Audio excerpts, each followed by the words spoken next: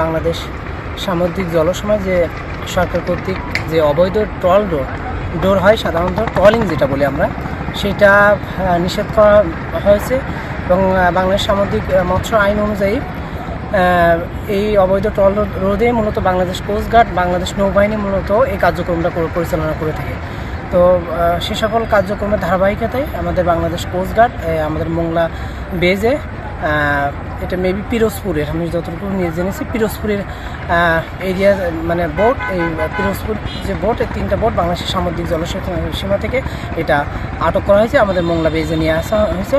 আমরা সামুদ্রিক মৎস্য আইন অনুযায়ী আমরা যে ব্যবস্থা গ্রহণ করার সেটা আমরা নিব। আপনারা জানেন এই অবৈধ ট্রল রোধে ইতিপূর্বে আমাদের পটুয়াখালী এবং চিটাগাংয়ে আমাদের যে আইনগত যে ব্যবস্থাপনা সেটা কার্যক্রম নেওয়া হয়েছে।